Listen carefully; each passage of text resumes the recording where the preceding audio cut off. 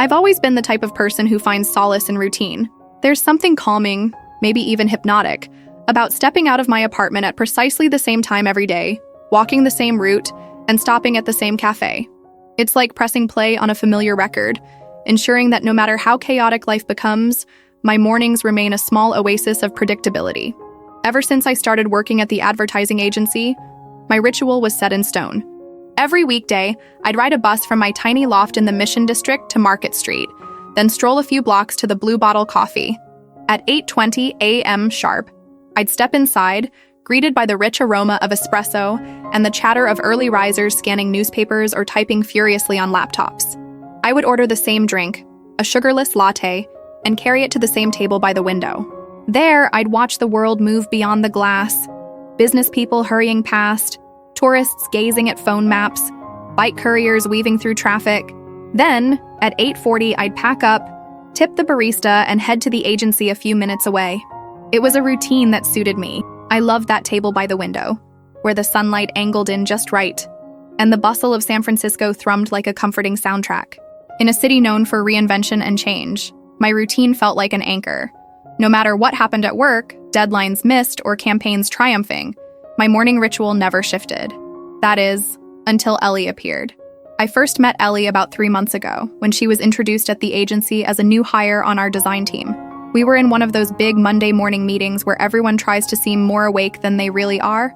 Our creative director raved about Ellie's portfolio, her bold aesthetic, and her knack for capturing emotion in her designs. I remember glancing at Ellie from across the room, her blonde hair tousled, her posture relaxed, a slight, almost mysterious smile on her face. She looked so at ease, even though everyone in that conference room was staring at her like a shiny new toy. Over the weeks that followed, our paths crossed intermittently. We'd pass each other in hallways, share a few words about a project, or ride the elevator together in companionable silence. She'd beam me a bright smile, one that felt genuine, not forced, and I'd sometimes catch myself smiling back a little too widely. We never hung out outside of work, and neither of us pushed beyond casual greetings, but I was aware of her presence in a strange, heightened way. Each time she entered a room, my shoulders would tense, and a little jolt of energy would spark in my gut. It was silly, I told myself. She was just a coworker, and an extremely talented one at that.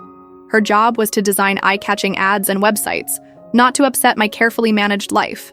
But part of me suspected she was doing exactly that, in small but undeniable ways.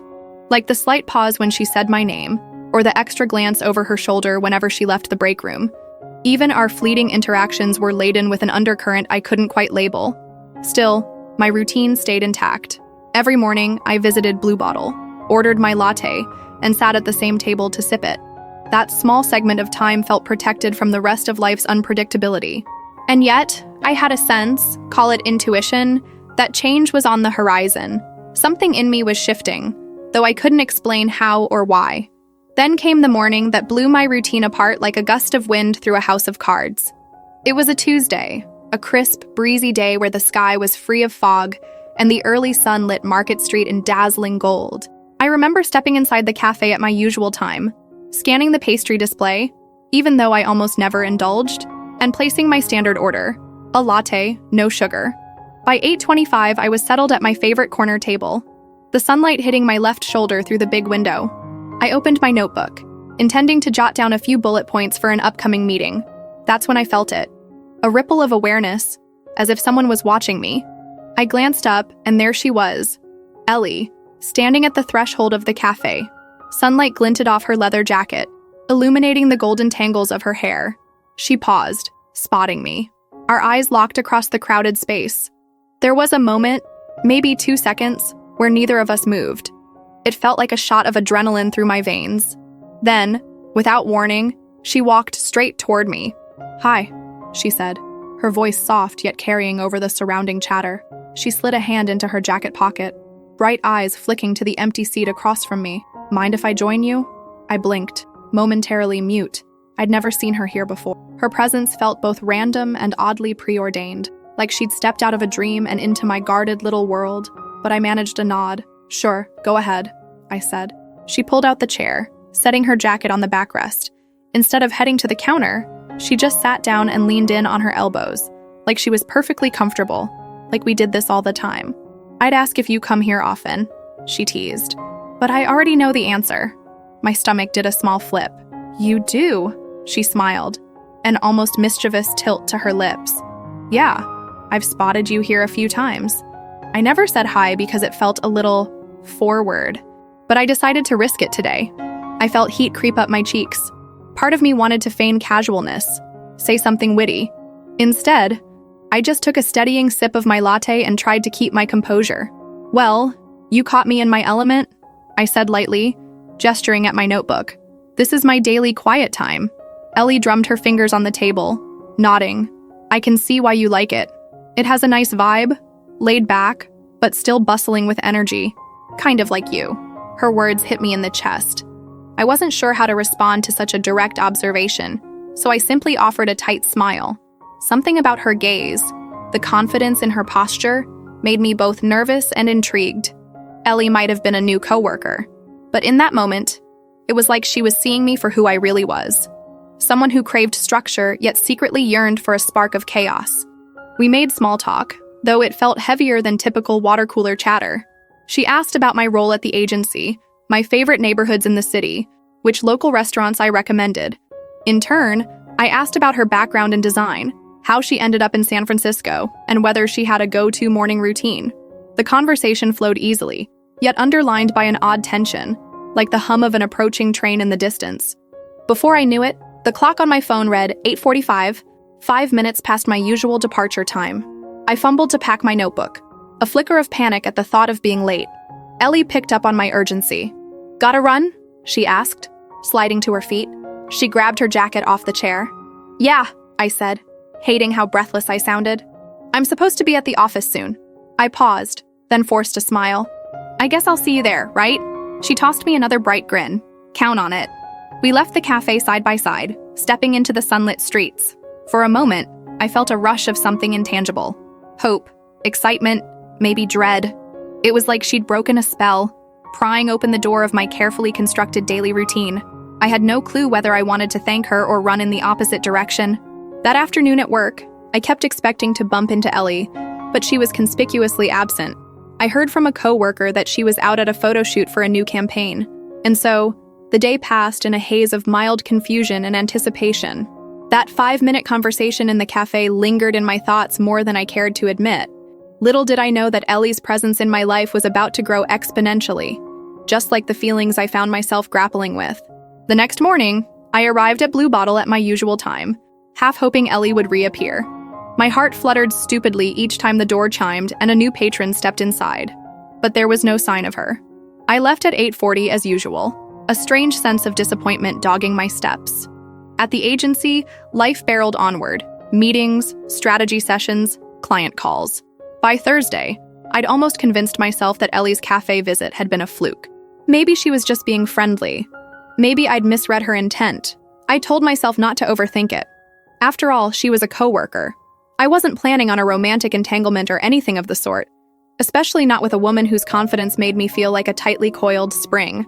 That's what I kept repeating to myself, until Friday. Because on Friday, at 8:20 a.m., the bell over the cafe door chimed, and in walked Ellie again. This time, I was already seated at our table. She caught my eye and gifted me a luminous grin, crossing the room as if drawn by an invisible magnet. Hey, you, she said, setting down her bag on the opposite chair. I tried for an even tone. Hey, yourself. Back for another fix? She laughed, low and sweet. You could say that. Honestly, I just like the atmosphere. And, she added, flicking a glance my way, the company. That light remark sent my heart thudding. I gestured at her bag. So, you've decided to make this your spot too? She slid into the chair. Only if you don't mind sharing. And that was how our routine was born, almost without conscious decision. Every few days, Ellie would appear at the Blue Bottle, and I'd find myself strangely grateful for her presence. We'd chat about everything. New design software she was testing, obscure documentaries she loved, my occasional attempts at cooking. Each conversation brimmed with a mix of comfort and tension, like a swinging pendulum. If I was having a bad day at the office, she'd tease me until I cracked a smile. If she was swamped with deadlines, I'd try to cheer her up with silly anecdotes or interesting articles. Our easy rapport made me realize how lonely my mornings had been before. Of course, the unspoken attraction, was it an attraction, loomed over every interaction. I was no stranger to relationships with women. I dated in college, had fleeting crushes here and there, but never a coworker, and never someone who slipped past my guard so effortlessly. I told myself not to read too much into it. We were just friendly colleagues meeting for coffee. Yet the way she studied me, the way her knee sometimes brushed mine under the tiny table, the brief but charged silences between us, it all spoke of something deeper. Something that both thrilled and frightened me. One Monday morning, after weeks of this unspoken dance, Ellie arrived at the cafe in a particularly radiant mood. Her blonde hair was windswept, her cheeks pink from the crisp air. She plopped down across from me, ignoring the line for coffee altogether. "You're not going to order?" I asked, startled. She shook her head, leaning in on her elbows. "Not yet. I just want to talk first." Her directness made me tense. "Sure. What's up?" She gazed at me, a contemplative flicker in her eyes. "You're here every day. Same time, same table, same order. It's like your whole world fits inside these neat lines you've drawn." My defenses shot up. "There's nothing wrong with liking routine," I said, forcing a laugh. "It keeps me sane in a hectic city." She acknowledged that with a small nod. "I get it. I used to be the same way. But sometimes, I think you hide behind it." I stiffened, not sure whether to be offended or intrigued. "Why do you say that?" Her mouth curved into a half smile. "Because I notice things about you. How your eyes dart to the door whenever I come in, like you're both relieved and wary. How your shoulders relax when we talk, but then tense up when I lean in too close. It feels like you're always on the verge of running." My cheeks warmed. Was I truly that transparent? I tried to muster some denial, but the sincerity on her face stopped me. For a moment, I wrestled with myself. Then, quietly, I admitted, "Maybe I am." She considered that, reaching for my hand on the table. Her skin was warm against mine, a simple touch that electrified my nerves. "You don't have to run from me," she said softly. A tremor of longing thrummed in my chest.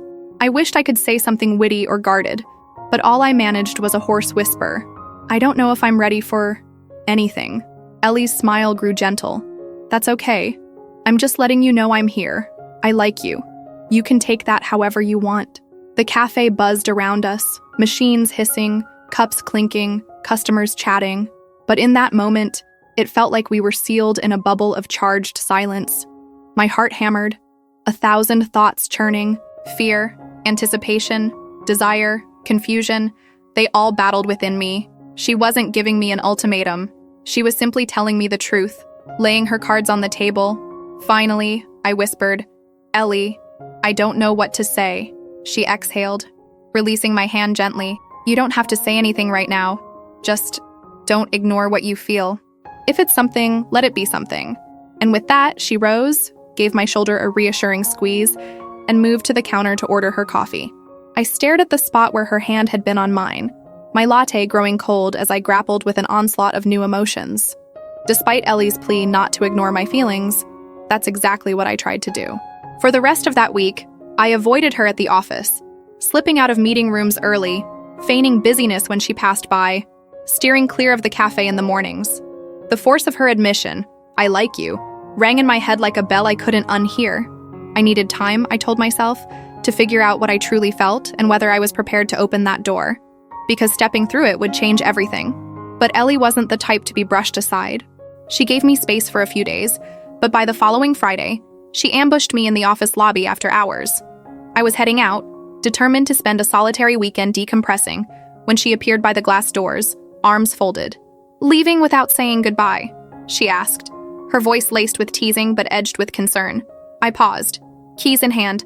"Ellie, She shook her head, stepping closer. "Don't. I get it. You're freaked out. But do you really think pretending I don't exist is going to help?"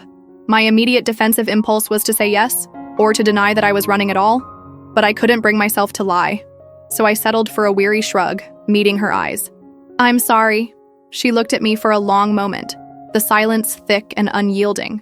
Finally, she sighed. "Look, if you honestly feel nothing, just say the word, and I'll stop. But if you do feel something, anything, then please don't push me away." The lump in my throat made it hard to speak. I don't know what I feel, I said softly. I don't want to complicate things. A faint smile tugged at her lips. I think they're already complicated. The question is whether you're willing to face it. A dozen emotions warred inside me. At last, I offered a helpless shrug. I don't know. She nodded, as if she'd expected that. Okay, then I'll give you the weekend to think. But do me a favor, she added, fishing a small slip of paper from her pocket. Have coffee with me tomorrow morning at Blue Bottle. If you don't show, I'll take the hint. If you do, we'll talk. She pressed the paper into my hand. My gaze flickered down to see a phone number scrawled in neat handwriting. Without waiting for my response, she turned on her heel and exited the lobby. I watched her disappear into the swirl of pedestrians outside, my pulse hammering in my ears. For a long while, I simply stood there, staring at the slip of paper. I was caught between wanting to sprint after her and wanting to tear it into shreds out of sheer panic. In the end, I tucked it into my purse, left the building, and spent the evening battling a storm of conflicted thoughts. That night, sleep evaded me. I replayed every conversation with Ellie, every sidelong glance, every brush of her hand on mine. My rational brain kept enumerating reasons why this was a terrible idea. We worked together. We risked office gossip. We might be too different. But my heart reminded me of how, for the first time in ages, I felt genuinely seen, wanted, and alive in her presence. At some point near dawn, I made a decision. I texted her a single word, tomorrow, and almost immediately got a response. Yes. My stomach twisted with both excitement and dread. I set my alarm and tried to snatch a few hours of restless sleep. Saturday morning dawned gray and cool. Usually, weekends meant sleeping in, catching up on errands, maybe meeting friends for brunch if I had the energy.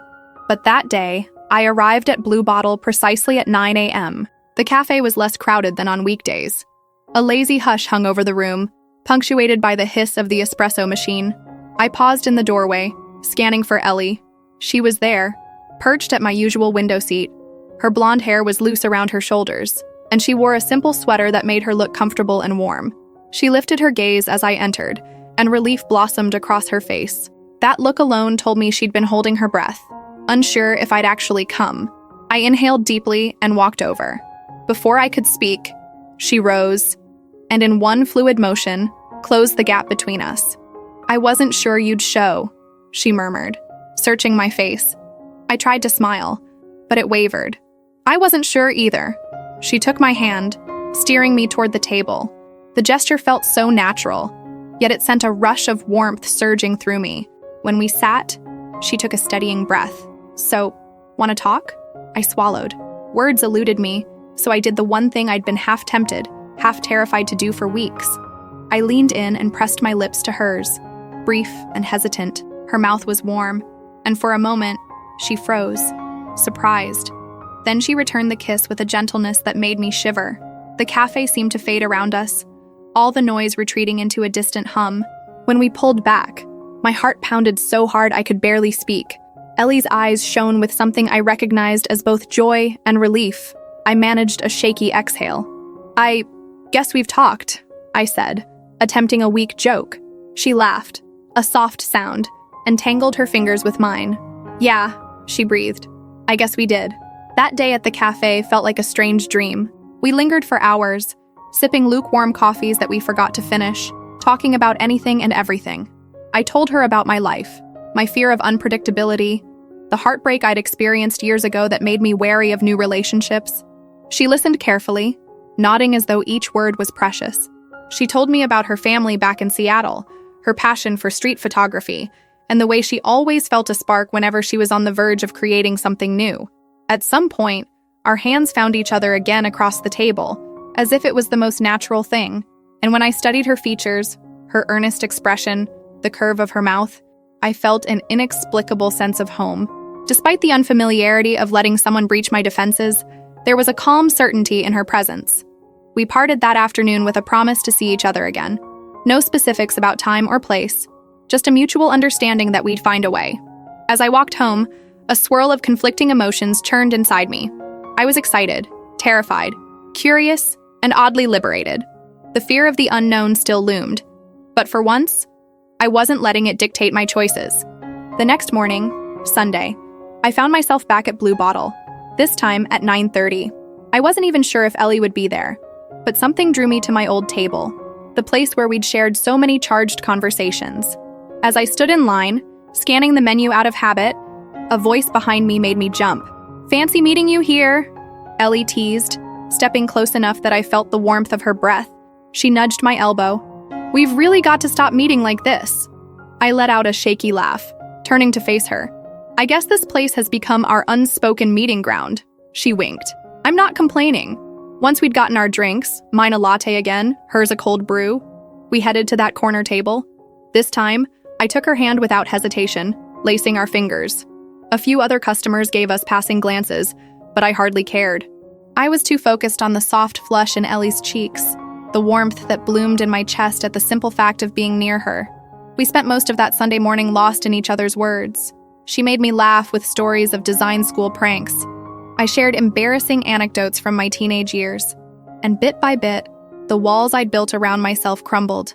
It wasn't dramatic or earth-shattering, just small revelations, casual touches, stolen smiles that made me wonder how I'd ever survived without this connection. At one point, she leaned forward, expression earnest. "Still scared?" she asked gently. I paused, considering. "Yes," I said, honesty cracking through my defenses. "But it's getting easier." She lifted my hand, brushing a light kiss across my knuckles. The gesture was so tender. I felt tears burn at the corners of my eyes. "Good," she murmured, "because I really like being here with you." "I like it too," I managed, my voice wobbling slightly, maybe more than I expected. She gifted me a slow smile. "Then let's keep going, step by step." Over the next few weeks, we navigated the uncharted territory of romance in the workplace. Most days, we pretended we were just coworkers, though a shared secret lingered between us like a spark waiting to ignite. Ellie would leave little notes at my desk, cartoon doodles of coffee cups with winking faces. I'd invite her to take breaks with me, strolling around the block to get fresh air, sometimes daring to brush my hand against hers when no one was looking. Mornings at Blue Bottle became our ritual. Not every day. Some days our schedules clashed, or we truly had too much on our plates. But once or twice a week, we'd meet at that window table, ordering our respective drinks and letting the world outside slip away for a precious half hour. It was a pocket of time where we could exist freely, unencumbered by office politics or deadlines. We were just two people with cups of coffee and a growing affection. Of course, there were complications. We worried about gossip, about how our boss or HR might react if they discovered our relationship. We had nights of doubt, arguments over misunderstandings, moments when our insecurities flared. But each time, we found our way back to that underlying sense of connection. It wasn't perfect, and it sure as hell wasn't easy, but it felt profoundly real. I remember one evening, we stayed late at the office, wrapping up a big campaign pitch. By the time we finished, the entire building was empty. Ellie stretched, her spine cracking audibly, and flashed me a tired grin. "We did it," she announced. I nodded, shutting down my computer. "Sure did. And I'm exhausted." She approached, resting her hands on my shoulders. "You look exhausted. Let's get you home." I swallowed, leaning slightly into her touch. "What about you? How are you getting home?" Her lips quirked. "You could give me a ride. Or I could just crash at your place. If that's not too presumptuous." Heat rose in my face. We'd spent nights together before, quietly and carefully, but each invitation still felt momentous. "I'd like that," I confessed, trying not to sound too eager. She pressed her forehead against mine, a soft exhale escaping her lips. "Good, because I just want to hold you tonight." In the deserted office, with the city lights glittering outside, I realized how far I'd come from the cautious woman who'd clung to her daily routine. I was taking risks now, letting someone in, trusting that it might be worth the vulnerability. If I'd once feared that my life would unravel by admitting my feelings, I now understood that a certain kind of unraveling was necessary to make room for something new, something better. It's been a few months since Ellie first sat across from me at that cafe table, changing my life in ways I never dreamed possible. We still have our morning rituals, sometimes together, sometimes apart, but always with an undercurrent of affection that buoys me through even the hardest days. We're discreet at the office, but not secretive. A few people have guessed we're more than colleagues, and that's okay. We don't broadcast it, but we don't exactly hide it either. Sometimes, I still feel a twinge of anxiety, wondering if all of this is too good to be true. What if we fight? What if the relationship can't survive the stress of deadlines and agency drama? But then I look at Ellie, who meets my gaze with unwavering warmth, and I decide, day by day, that I'm done letting fear govern my life. The other morning, I arrived at Blue Bottle to find her waiting for me, 2 lattes already on the table, steam drifting in the air. She'd chosen to sit at my old spot by the window. I slid into the seat across from her, setting my coat on the back of my chair. Outside, people bustled along Market Street, carrying briefcases or hustling to make the next train, oblivious to the quiet intimacy we shared in that moment. "You're early," I teased, reaching for my latte. She shrugged, eyes dancing. "Figured I'd treat you to a morning off from standing in line." I took a sip, relishing the smooth warmth. The corners of my mouth lifted. "You're too good to me." Her grin softened into something more serious. "You make it easy." The silence stretched, comfortable and charged. She reached across the table, covering my hand with hers. I watched our fingers intertwine, a sight that felt both startling and wonderfully natural. "I never thought my morning routine could get any better," I confessed, voice hushed. "Until you walked in." Her gaze warmed. "So you don't regret it?" "Letting me in." I shook my head, eyes shining. "Not for a second." She breathed a soft laugh, lifting our joined hands to her lips for a feather-light kiss. "I'm glad," she whispered. In that moment, I realized how thoroughly she turned my life upside down and how I wouldn't trade it for anything. The me from a year ago would hardly recognize the person I'd become, someone willing to take emotional risks, to embrace the unpredictable, to find meaning in the tiniest of moments. Someone who understood that letting someone in didn't have to mean losing yourself. It could mean discovering parts of yourself you never knew existed. Eventually, we finished our coffees and left the cafe, stepping onto Market Street, hand in hand. The city bustled as always, cars honking, trolley bells clanging, pedestrians scurrying to their destinations. But in my chest, a quiet certainty pulsed, reminding me that sometimes, in a world of flux and routine, the unexpected can be the most beautiful thing of all. So that's the story of how Ellie found me in a cafe, and how my life was never the same afterward. What started as a chance meeting, one morning when she decided to break my routine, evolved into a bond that reshaped my world.